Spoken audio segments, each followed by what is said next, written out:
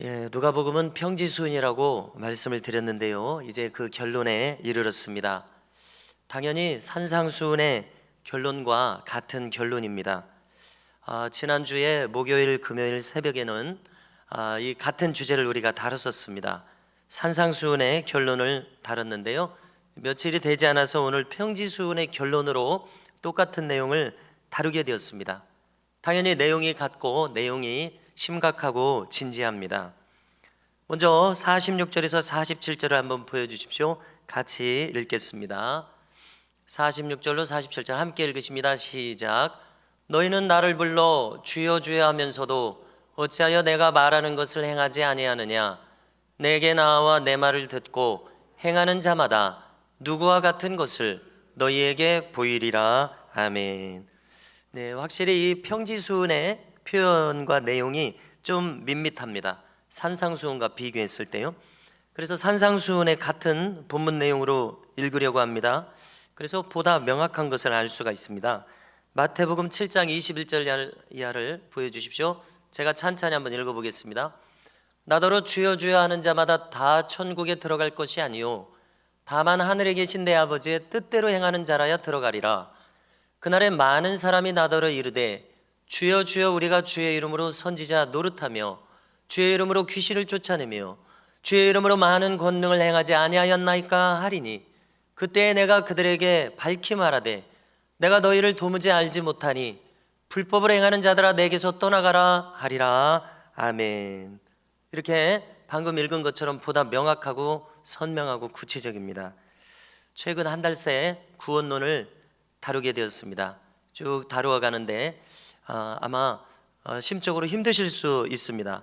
왜냐하면 전하고 준비하는 저도 부담을 느끼거든요. 힘들다는 것을 느끼거든요. 그래서 빨리 구원론 지나가고 또 다른 주제를 했으면 좋겠다 이런 마음이 들어집니다. 자, 그렇지만 우리가 구원론을 다룰 기회를 가졌을 때 명확하게 정립하는 것이 참 필요하다고 생각하고 있습니다. 바라기는 어린이로부터 청년들 모든 교우가 일치하게 이 구원론에 있어서 확실하게 정립하고 또 함께 동의하고, 성경에 동의하는 것이 아니라 성경은 무조건 순종해야죠. 그런데 같은 마음으로 함께 한 마음으로 이 진리를 품기를 원하는 그런 마음을 목회자로서 가지고 있습니다. 그래서 힘들게 구원론을 이렇게 지금 오늘도 이 똑같은 주제를 며칠 사이에 같이 다루면서 제가 교우 여러분들의 반응을 생각해 보게 됩니다. 그래서 요약해 보면 이렇게 요약할 수 있을 것입니다. 첫째, 구원받는 것이 이렇게 어려운가? 이런 반응이요. 둘째, 교회 다니는데도 구원받지 못할 수 있는 것이 참 충격이다. 셋째, 예수 믿어도 구원받지 못할 수 있다니 충격이다. 이렇게 요약할 수 있을 것입니다. 자, 이에 대해서 제가 몇 가지로 답변을 드린다면 제가 이렇게 답변을 할 수 있을 것입니다. 쭉 한번 정리해 봤습니다. 첫째, 구원의 기준은 성경에서 찾아야 되겠습니다. 두 번째, 이 구원의 기준을 정직하게 직면해야 되겠습니다. 세 번째, 이 구원의 기준은 내 희망이 기준이 될 수 없고 해왔던 신앙생활의 습관이 기준이 될 수 있는 것이 아니라 주님의 판단과 주님의 기준이 구원의 기준이다. 이렇게 거론하고요. 네 번째, 우리가 지옥에 떨어진다면 다시는 돌이킬 수 없습니다. 그렇기 때문에 이 지상에서 살아갈 때 확실한 분명한 구원론을 정립한 신앙생활하는 것이 중요하다. 이것이고요. 다섯째, 교회를 다녀도 예수님을 믿어도 지옥에 갈 수 있다는 것은 예수님 자신이 하신 말씀입니다. 그렇죠. 그러니까 진지하게 생각해야 한다는 것입니다. 여섯째, 그렇기 때문에 지금까지 내가 신앙생활을 해오면서 들어왔던 구원론 안 들은 사람은 없습니다. 어렸을 때부터 구원론 다 들어왔습니다. 이 구원론과 우리가 지금 나누게 되는 성경 본문, 눈으로 귀로 확실히 보고 듣고 있지 않아요? 이 성경 본문과 또 이 성경 본문 중에서 예수님이 직접 말씀하시는 구원론이 충돌하고 있다면 어려서부터 들어온 구원론을 버려야 됩니다. 그렇지 않습니까? 당연히 예수님이 말씀하시는 구원론을 택해야 됩니다. 동의하실 것입니다. 그래서 여섯째, 우리가 생각할 수 있는 것은 우리가 어려서부터 들어온 설교자들이 있습니다. 이 설교자들에 대해서 뭐 이렇게 무슨 얘기를 하려고 하는 게 아니에요. 이 설교자들에 대해서 생각할 때 그들이 고의적으로든 혹은 설교자 자기도 몰라서 무지해서든 구원론을 약화시켰을 가능성을 배제할 수 없다는 겁니다. 주님도 소경이 인도해서 둘 다 구덩이에 빠진다는 말씀 하시지 않았습니까? 소경이 소경을 인도했을 가능성이 전혀 없다고, 0%라고 단정하기 힘들다는 점입니다. 그래서 제가 이렇게 몇 가지 답변을 준비해 왔습니다. 그러면 이제 오늘 본문으로 돌아가서요, 여기서 주여 주여 하는 자가 누구인가, 이 사람을 생각해 봐야 되겠습니다. 그는 당연히 교회 안에 있는 사람입니다. 예수님 믿는 사람입니다. 안 믿는 사람이 주여라고 할 리가 없습니다. 그래서 우리는 무엇을 생각하게 되냐면요, 성경에서 볼 때 신앙권 안에 있었으면서도, 신앙세계, 신앙생활 안에 있었으면서도 구원받지 못한 사례들이 어디 있는가 살펴보시자는 겁니다. 이미 많은 사례들이 있는 것을 우리가 꼭 집어서 의식을 못했을 뿐이죠. 많이 있습니다. 몇 가지 찾아봤습니다. 첫째, 가인은 아담의 아들이지만 구원받지 못했다고 봐야 되겠습니다. 그가 죄와 싸워서 이기지 못했다면요, 우리가 가인에 대해서는 속속들이 다 기록되어 있지는 않습니다. 그러나 이제 그의 이야기가 끝난 지점에서 볼 때 아담의 아들이었는데도 불구하고 구원받지 못했다, 우선 이렇게 생각하게 됩니다. 둘째, 사울왕입니다. 그는 입으로는 하나님을 입에 올리고 찾습니다. 죽을 때까지. 그렇지만 이미 하나님으로부터 떠난 상태였습니다. 성령이 이미 떠난 상태였습니다. 즉 그는 하나님을 죽을 때까지 입에 올렸어도 구원받지 못한 사람이었습니다. 세 번째, 바리새인들을 생각해 보겠습니다. 그들이 예수님으로부터 결정적으로 들은 말은, 너희가 어찌, 그들의 언행을 보고서 예수님 말씀하셨습니다. 너희가 어찌 지옥의 판결을 피하겠느냐라고 말씀을 하셨습니다. 무슨 뜻입니까? 피할 수 없다는 뜻으로 하신 말씀이죠. 어찌 피하겠느냐, 피할 수 없다는 뜻으로 하신 말씀입니다. 그래서 바리새인들은, 학자들이 그 당시 6천 명 정도 있었다 이야기하는데, 그들은 소수만 구원받았습니다. 떠올릴 수 있는 인물은 니고데모가 예수님이 가르쳐 주신 대로 진지하게 지금 예수님 앞에 오지 않았습니까? 거듭남을 심사숙고해서 거듭남에 이르렀다면 니고데모 구원받았겠죠. 아리마대 요셉, 예수님 편에 선 공회원이었습니다. 구원받았다고 봐야겠죠. 또 예수님 십자가형에 70인 사내들인 공회에서 반대표 던진 사람이 아리마대 요셉 말고도 또 있었을 것입니다. 그 사람들, 이름은 알 수 없지만 예수님 편에 선 사람들, 구원받을 가능성이 있습니다. 또 바리새인이었지만 나중에 회개했던 사도 바울은 구원받았습니다. 이렇게 바리새인들은 대다수가 지옥 갔습니다. 그렇게 봐야 되잖아요. 네 번째, 부자와 나사로의 천국 지옥 이야기입니다. 어떤 사람은 이것은 비유일 수 없을 것이다.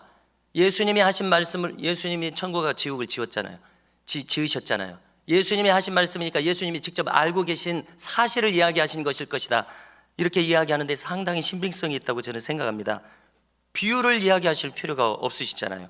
예수님은 알고 계시잖아요. 그렇게 생각을 하고요, 여기서 이 부자는요, 아버지 아브라함이여 라고 부르고 있습니다. 그가 신앙 문화권 안에 살았던 유대인이었음을 알 수가 있습니다. 그렇지만 지옥에 갔어요. 분명히 알려주는 대목입니다. 다섯 번째, 가룟 유다는 신앙권 안에 있었으면서도 완전히 지옥 자식으로 떨어진 극명한 사례입니다. 교회 안에 있었으면서도 그럴 수 있다는 거예요. 여섯 번째, 대만은 세상을 사랑하여 세상으로 가버렸습니다. 쉽게 말해서 적을 옮겨버렸습니다. 이쪽이 아니에요, 저쪽으로 옮겼습니다. 그러니 지옥 같다고 봐야 되겠죠. 그 뒤에 회개했는지 이런 것들은 안 적혀 있어서 확인할 수 없습니다만 천국 가면 확인이 되겠죠. 이처럼 성경은 신앙권 안에 있었으면서도 지옥 간 사례를 이미 다수 알려주고 있다는 사실입니다. 예수님께서 나더러 주여 주여 하는 자마다 다 천국에 갈 것이 아니란 말씀은 이미 신구약 성경을 통해서 다수 증명이 되고 있었습니다. 새로울 것이 없다는 얘기예요. 충격으로 다가올지라도 새로울 것이 없구나, 이미 성경에 많이 기록되어 있구나, 이것을 거론을 제가 해봤습니다. 다만 내가 듣기에 이것이 생소하고 무엇인가 신선하다고 표현하면 안 되겠죠. 아무튼 생소하고 전혀 새로운 것처럼 들린다면 어떻게 분석해야 되겠습니까? 내가 아직 구원론에 대해서 확실히 깨닫고 있지 못했었구나라는 반증이 되지 않겠느냐는 겁니다. 그래서 진정 심각하고 진지하게 나의 구원을 검토할 필요가 있음을 역설해 주는 대목이라고 생각합니다. 자, 그러면 오늘 대목에서 예수님께서 그러면은 주여 주여 하는데도 네가 구원받지 못할 결정적 이유는 뭐냐? 네가 지옥 갈 결정적인 이유는 뭐냐? 주님이 말씀해 주고 계십니다. 자, 첫 번째로 아까 그 마태복음으로 가서요 7장 21절에서 뭐라고 얘기하시냐면 들으십시오. 다만 하늘에 계신 내 아버지의 뜻대로 행하는 자라야 들어가리라. 아버지의 뜻대로 행하지 않는 자는 못 들어가고 아버지의 뜻대로 행하는 자는 들어간다. 이렇게 단순하고 분명합니다. 하나님의 뜻대로 살지 않았기 때문에 지옥에 간다, 이런 이야기죠. 그럼에도 불구하고 하나님의 뜻대로 산다는 것이 뭐냐고 할 때 아직 광범위하고 추상적입니다. 그렇죠. 확 들어오지가 않아요. 어렴풋이는 들어오는데 하나님 뜻대로가 뭘까? 잠시 생각해 보고자 합니다. 자, 구체적으로 잠시 생각해 보면은요, 이름만 신자냐, 여기 주여 주여 하니까 이름만 신자냐, 저 속도 신자냐, 또 가라지 신자냐, 알곡 신자냐, 또 우리가 아는 표현 중에서 성전 마당만 밟는 신자냐, 성전 마당 아니면은 성전 안에 여러 가지 신앙의 행위들을 할 성물들이 있습니다. 그 성물들이 나타내는 뜻대로 신앙생활을 하고 있느냐. 간추려 보면은요, 번제단에서는 자신을 드리고 회개하는 일이 일어납니다. 그렇게 신앙생활을 하고 있느냐. 떡상에서는 말씀을 먹는 일이 일어납니다. 말씀 먹고 있느냐. 또 금초대에서는 진리를 밝히면서 성령의 기름 부으심을 계속 공급받고 있는 것을 나타냅니다. 그렇게 살아가고 있느냐.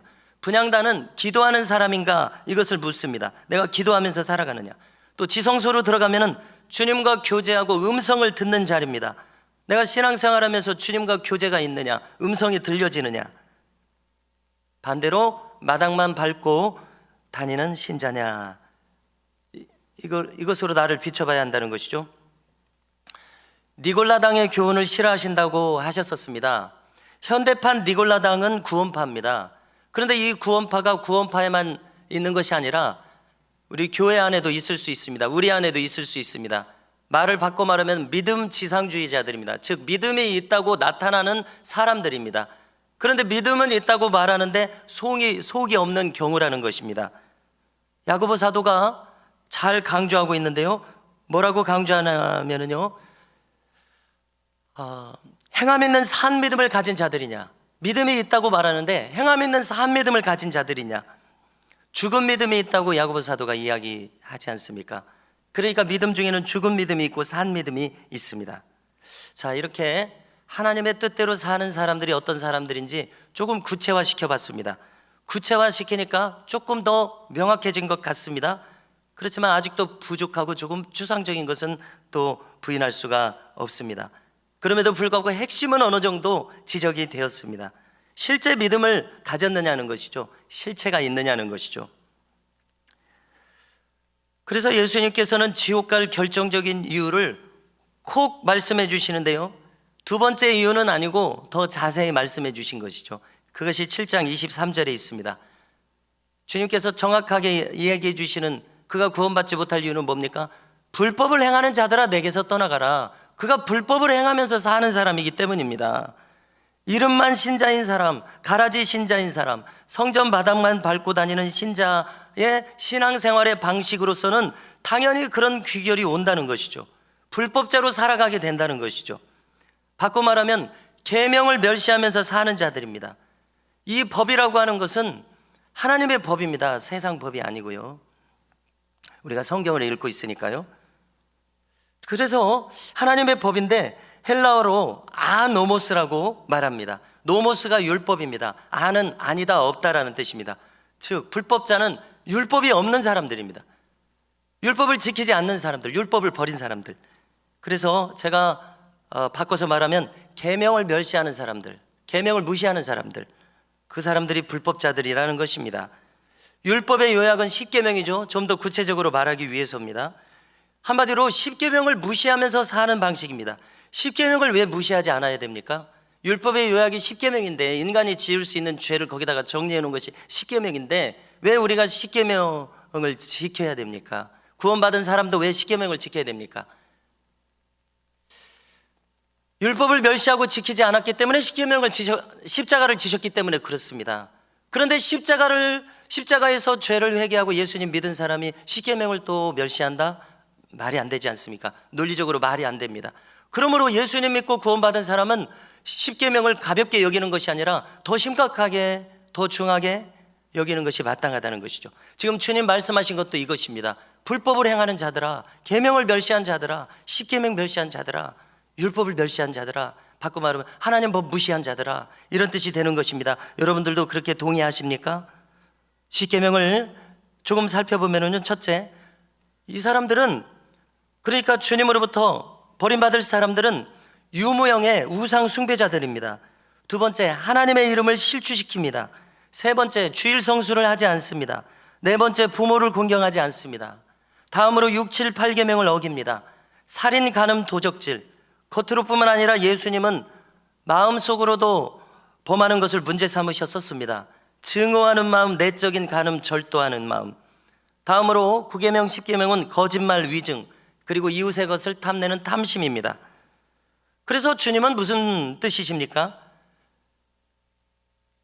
이런 일들을 자행하면서 살았던 자들에 대해서 나는 너를 모른다고 하시겠다고 말씀하신 것입니다. 자, 여기서 안다고 하는 것은 참 중요한 대목인데요, 주님과 영혼의 교제가 있는 것을 말하는 것입니다.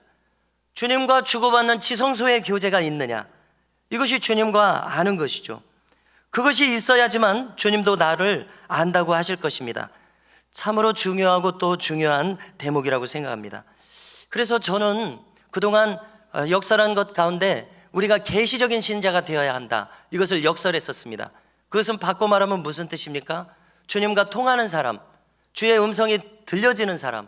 그래서 내가 그 주님의 음성에 통제되는 사람, 순종하는 사람, 이렇게 주님과 교통이 있는 사람, 이 사람이 계시적인 사람이지 않습니까? 성경 말씀이 떠오르든지 내적인 음성을 주시든지 아니면 주변 신자들의 조언을 받고서 마음의 경각심을 가지고 무엇인가 바르게 행한다든지, 이런 여러 가지 방법으로 주님의 음성을 듣는 일이 나에게 있냐는 것을 점검해 봐야 한다는 것이죠. 계시적인 신자. 요한복음 10장 14절 이하도 한번 보여줘 보시겠습니까? 양도 나를 알고 나도 양을 아노라. 주님 말씀하신 것이 이것입니다. 목자이신 우리 주님께서 양이 내 음성을 알아듣고 나도 양을 아느니라. 우리가 이런 관계가 되어야겠다는 것입니다. 됐습니다. 자, 오늘 말씀에서 또 충격적인 것이 무엇인가 하냐면요, 주여 주여 하는 자들이 수준 높은 사역자라는 사실입니다. 요약을 하면 그들은 설교 사역을 포함한 선지자 사역, 예언 사역을 하는 사람들이었습니다. 수준 높은 사람입니다. 귀신 축사 사역도 했습니다. 권능을 행하는 능력 사역을 한 사람들입니다. 그냥 평범한 신자 정도 수준이 아니라 깊이 하나님의 일에, 예배 사역에, 능력 사역에, 성령 사역에 들어와 있는 사람들이라는 것이 충격입니다. 예를 들어서, 자, 저를 한번 생각해 보면은요, 저는 거의 매 시간 돌이켜 볼 때 천국과 지옥을 증거하고 있습니다. 구원론을 계속 전하게 되고 있어요. 또 저는 이제 아시듯이 성령 사역을 추구하는 사역자입니다. 그렇기 때문에 어쩌면 저를 생각하실 때 이렇게까지 구원론을 힘주어 전하고 이처럼 하나님의 역사를 간절히 사모하는 이 목사가 어떻게 구원받지 않았을 수 있을까? 어떻게 구원을 의심할 수 있을까? 저 사람 스스로, 또 여러분들이 생각할 때 이렇게 생각할 수 있지 않습니까? 예를 들어서 제가 오늘도 예배를 마치고 내려가면은 저를 붙들고서 목사님은 구원 받으실 수 있으세요? 라고 물어볼 사람은 없을 것이라는 겁니다. 왜냐하면 저는 지금 우리 미담교에서 둘도 없이 예수 믿는 사람으로 나타나고 있어요. 그렇죠. 둘도 없이 예수님을 간절히 믿고 또 사모하고 사랑하며 이런 사람으로 나타나고 있습니다. 그런데요, 여기서 드러나지 않은 것이 있습니다. 그것은 무엇이냐면은 둘도 없이 그런 사람의 모습으로 나타나고 있지만 제 속에 대해서는 아무도 정확하게 모르신다는 사실입니다. 그렇죠. 제 속은 모르십니다. 아실 수도 없습니다. 그러나 분명한 것은 무엇이냐면 하나님은 저의 중심을 알고 계세요. 저를 판단하고 계세요. 주님 앞에 오는 날까지 저를 속속들이 아실 것이라는 겁니다. 그런데 저뿐만이 아닙니다. 이 자리에 계신 모든 교우들에 대해서도 마찬가지십니다. 우리는 서로에 대해서 겉으로만 안다고 할 수 있지 속까지는 보이지 않거든요. 모르거든요. 그러나 하나님은 우리의 속까지도 지금 보고 계십니다. 판단하고 계십니다. 다 동의하실 것입니다. 그래서 주님께서 내가 너를 아노라 라고 말씀하실지, 나는 너를 모르노라 라고 말씀하실지, 그것은 오직 나 개인과 하나님 사이에서 하나님께서 정확하고 분명하게 판단하실 일이라는 것입니다. 저와 여러분들 모두에게 해당합니다. 한치의 오차도 없이 판단하실 것이라는 겁니다. 그렇기 때문에 구원론에 있어서 나를 어찌 돌아보지 않겠느냐는 겁니다.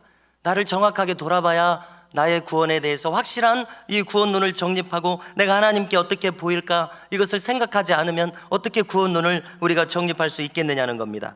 이것이 바로 우리가 구원론을 정확하게 알 필요가 있는 이유입니다. 자, 오늘 말씀을 통해서 결론을 함께 듣겠습니다. 그러니까 주님은 너희들은 불법자로 살지 말아라, 나와 무관한 자로 살지 말아라, 이것이 결론입니다.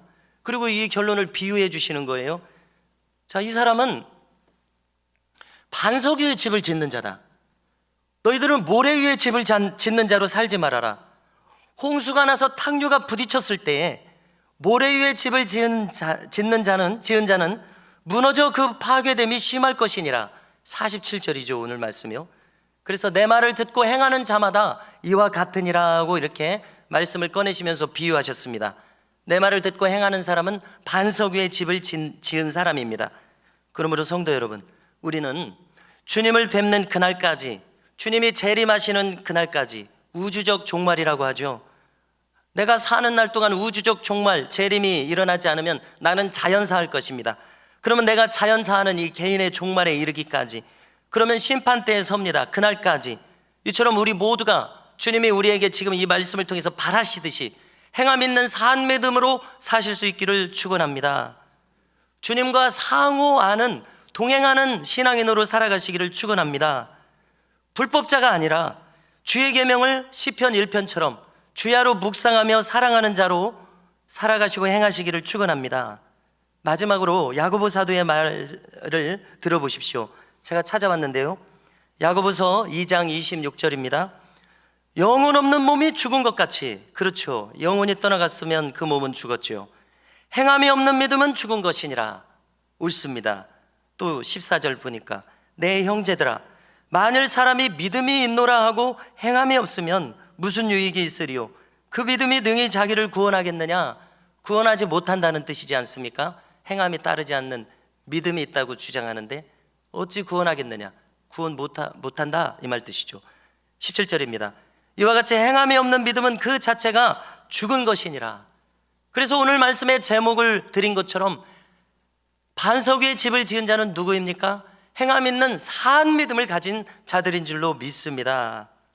이와 같이 행함 있는 살아있는 믿음을 가짐으로써 반석 위에 집을 남은 평생 지어가시기를 주님의 이름으로 축복합니다.